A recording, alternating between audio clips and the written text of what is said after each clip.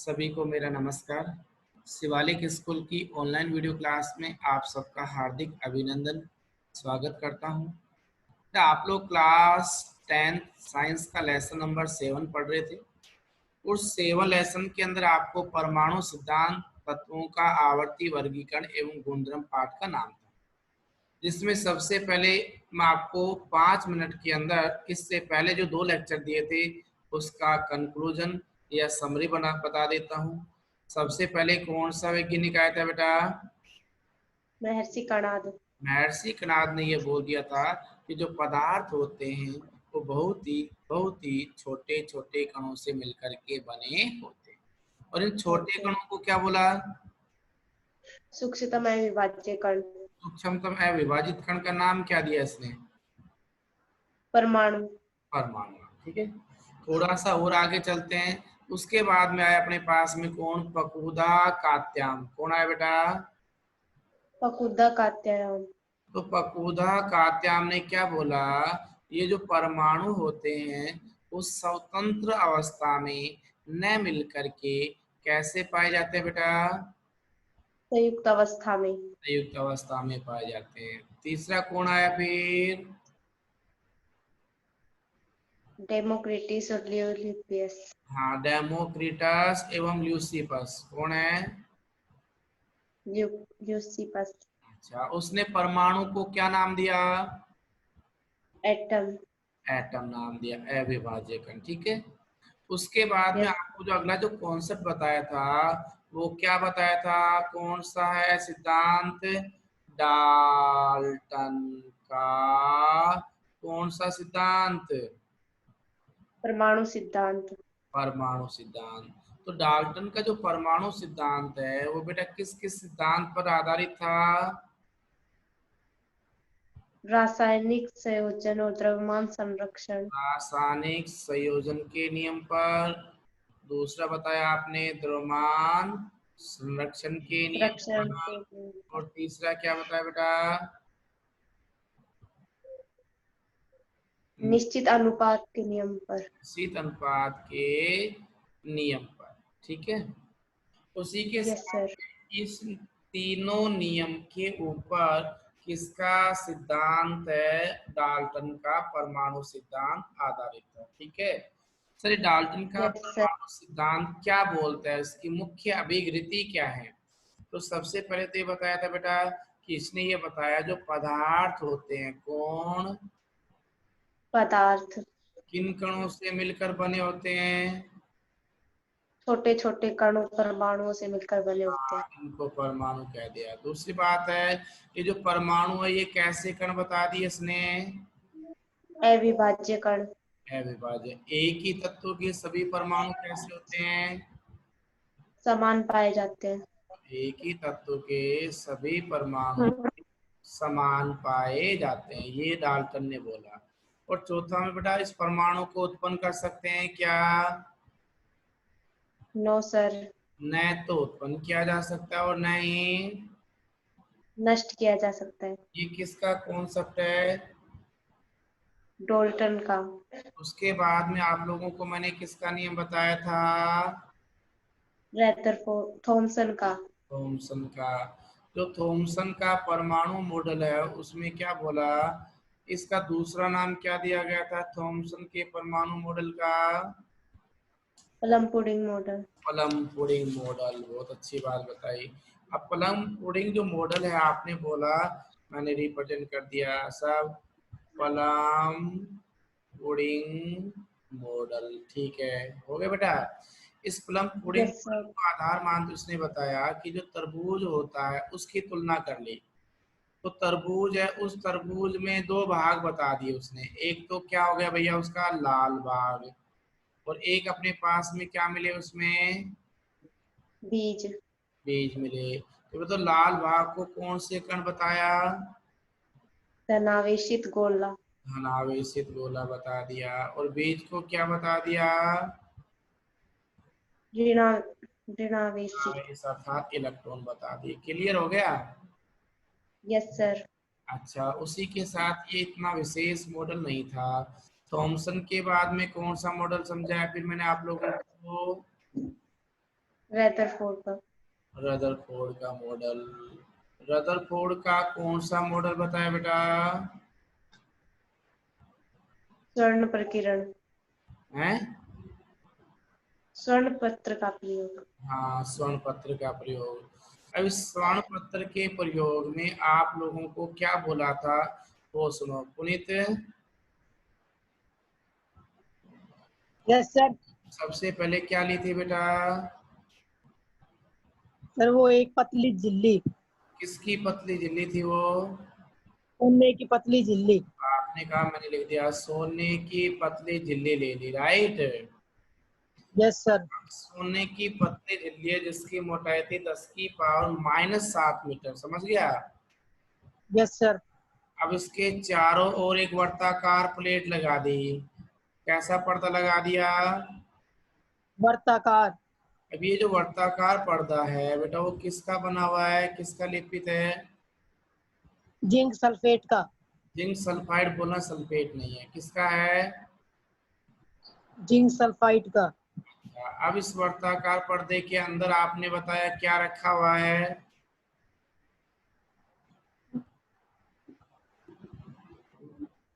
पर्दे के अंदर क्या रखी हुई है वर्ताकार पर्दे में? वो पतली झिल्ली हाँ, पतली झिल्ली सोने की। सोने की। अब इस पे कौन से कणों की बौछार कराई? अल्फा कणों की। अल्फा कण का मतलब किसके नाभिक होते हैं? हीलियम के। हीलियम के। अभी जो अल्फा कण आएंगे और सोने की पतली झिल्ली से टकराएंगे कि नहीं टकराएंगे? Yes sir. जब टकराएंगे तो कुछ कण इस सोने की झिल्ली को पार करके कि नहीं करे? Yes sir. अच्छा, और बेटा एक दो कण ऐसे भी हैं जो थोड़ा बहुत किसी कोण के द्वारा चले गए कि नहीं चले गए? Yes sir. लेकिन बेटा एक कम से कम 15-20 हजार में से एक कण ऐसा भी देखा जो वापस उसी की दिशा में जा रहा है। वापस क्या जा रहा है? उसी की दिशा में जा रहा है, राइट। अब यहां से इसने क्या सर।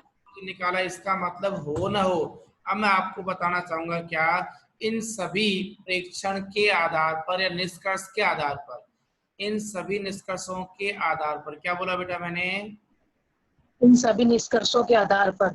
अच्छा, तो मैं कहूंगा निष्कर्षों के आधार पर। क्या बोल दिया? इन सभी निष्कर्षों के आधार पर। निष्कर्षों के आधार पर किसने? रदरफोर्ड ने। रदरफोर्ड ने, ठीक है ना। परमाणु मॉडल को निम्न प्रकार बताया। परमाणु मॉडल, नमस्कार जी, परमाणु मॉडल है उसको निम्न प्रकार बताया, ठीक है। Yes sir. अच्छा, अब कैसे बताया सुनो। एक तो उसने ये बोला, किसने बोला? रदरफोर्ड ने। रदरफोर्ड ने, कि जो परमाणु है उसका संपूर्ण धनावेश, परमाणु का क्या? संपूर्ण धनावेश। तो परमाणु का संपूर्ण धनावेश कौन? संपूर्ण धनावेश। अच्छा, तथा मैं बोल सकता हूँ उसका द्रव्यमान। क्या बोल दिया? द्रव्यमान। अच्छा, ये कहाँ मिलता है संपूर्ण धनावेश? चारों तरफ मिलता है या केंद्र में मिलता है? ये केंद्र में। केंद्र में। तो परमाणु का संपूर्ण धनावेश तथा द्रव्यमान केंद्र में मिलता है। कहाँ मिलता है? केंद्र में। जिसे क्या बोला इसने? नाभिक। नाभिक का। जिसे क्या बोला बेटा? नाभिक। अच्छा, एक बात तो ये हो गई। Yes sir. अब दूसरी बात मैंने क्या बोला कि नाभिक है इस परमाणु का, न कि नाभिक का, परमाणु का अधिकांश भाग खाली बताया। क्या बताया? अधिकांश भाग। खाली। तो अधिकांश भाग रिक्त होता है। परमाणु का अधिकांश भाग कैसा होता है? अच्छा, और जिसमें चारों और ओर कोण ऋणावेश अर्थात इलेक्ट्रॉन वर्ताकार गति करते हैं। कैसी गति करते हैं? वर्ताकार अच्छा, तो वर्ताकार पथ में गति करते हैं। और वर्ताकार पथ को, कौन से पथ को बेटा? वर्ताकार पथ को कक्षा कह दिया। क्या कह दिया उसने? कक्षा कक्षा को और दूसरा नाम बोल सकते हो कोश। क्या बोल सकते हो? कोश और क्या बोल सकते हो? ऊर्जा स्तर। क्या बोल सकते हो? ऊर्जा स्तर। अच्छा, यहाँ तक बात समझ में आए कि नहीं आए? 2 पॉइंट। Yes sir. इसने एक तो निष्कर्ष क्या बोल दिया रदरफोर्ड ने कि जो संपूर्ण धनावेश या उसका जो द्रव्यमान है वो कहाँ मिलता है? उसके केंद्र में मिलता है। और केंद्र को क्या बोल दिया था उसने? नाभिक। फिर बताया कि परमाणु का ज्यादातर भाग क्या पाया जाता है? खाली पाया जाता है। ठीक है ना। और अब इसमें वर्ताकार पथ में कौन चक्कर लगाते हैं? वो इलेक्ट्रॉन लगाते हैं। और जो वर्ताकार पथ है उसको क्या नाम दे दिया? कक्षा। कोश या कक्ष। यहाँ तक समझ में बात आई कि नहीं आई? Yes sir. अब आता है सेकंड पॉइंट बेटा आपका, इस रदरफोर्ड मॉडल की कमियां। क्या आया? रदरफोर्ड की कमियां। तो रदरफोर्ड मॉडल की कमियां। लो साहब इसकी कमियां। ठीक है, रदरफोर्ड मॉडल की क्या पढ़ेंगे आप? कमियां। कमियां। अब इस कमियों में सुनो भाई, अपने पास में अनमोल। Yes sir. तो रदरफोर्ड मॉडल की बेटा जो कमी आती है, सबसे पहले इसने कौन सी कमी कर दी कि परमाणु स्थायी है या नहीं है। मैं आपको 10th क्लास के अकॉर्डिंग बता रहा हूँ, 11th के हिसाब से नहीं बता रहा। ठीक है ना, 11th के हिसाब से कुछ अलग हो जाती है। तो कहता है परमाणु के स्थायित्व की व्याख्या नहीं कर पाया। एक तो किसके स्थायित्व की? परमाणु की। तो ये परमाणु के स्थायित्व की व्याख्या नहीं करता, व्याख्या नहीं कर सका। हो गया पहला पॉइंट। Yes sir. अच्छा, उसी के साथ परमाणु की जो इलेक्ट्रॉन संरचना है, परमाणु की इलेक्ट्रॉन संरचना के बारे में नहीं बता पाया। परमाणु की इलेक्ट्रॉन संरचना के बारे में नहीं बता पाया।